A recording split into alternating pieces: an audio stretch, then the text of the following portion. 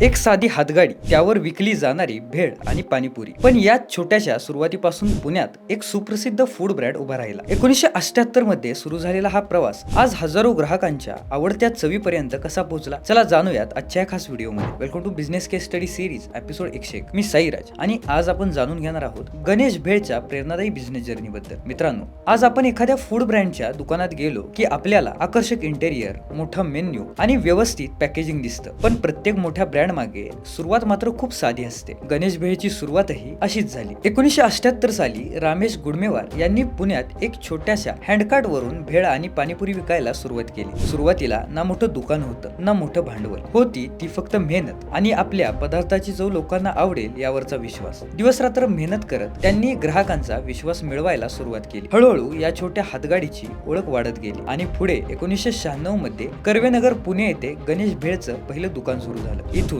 Ganesh भेळच्या business जर्नीला नवी दिशा मिळाली. 1998 पर्यंत या व्यवसायाने आणखी विस्तार केला आणि पुढच्या पिढीनेही व्यवसायात सक्रिय सहभाग घेतला. आज रुपेश गुडमेवार आणि दिनेश गुडमेवार यांच्या नेतृत्वाखाली हा ब्रँड पुढे जात आहे. पण गणेश भेळची खास गोष्ट फक्त त्यांच्या चवीसाठी नाही, तर हायजीन आणि क्वालिटी मध्येही आहे. स्ट्रीट फूड म्हटलं की हायजीन हा मोठा प्रश्न असतो आणि याच गोष्टीला वेगळं महत्त्व देत गणेश भेळने आपल्या उत्पादनांच्या स्वच्छतेवर आणि सुरक्षित पॅकेजिंगवर भर दिला. पाणीपुरीसाठी मिनरल वॉटरचा वापर, इन्ग्रेडियंट्सची निवड आणि फूड सेफ्टी स्टँडर्ड्स यामुळे त्यांनी पारंपरिक स्ट्रीट फूडला अधिक व्यवस्थित आणि हायजीन स्वरूप देण्याचा प्रयत्न केला. कंपनीने ISO सर्टिफिकेशन देखील मिळवण्याचं आपल्या अधिकृत माहितीत नमूद आहे. म्हणजे स्ट्रीट फूडची चव कायम ठेवायची, पण त्यासोबत आधुनिक क्वालिटीचा स्टँडर्ड देखील स्वीकारायचा. आणि कदाचित हाच गणेश भेळच्या ग्रोथचा एक महत्त्वाचा भाग ठरला. आज पुण्यात गणेश भेळची अनेक ठिकाणी उपस्थिती आहे आणि कंपनी भेळ, पाणीपुरी, चॅट तसेच पॅक्ड फूड प्रोडक्टच्या माध्यमातून आपली ओळख पुढे नेत आहे. विशेष म्हणजे हा प्रवास फक्त पुण्यापुरता मर्यादित राहिला नाही. गणेश भेळच्या उत्पादनाची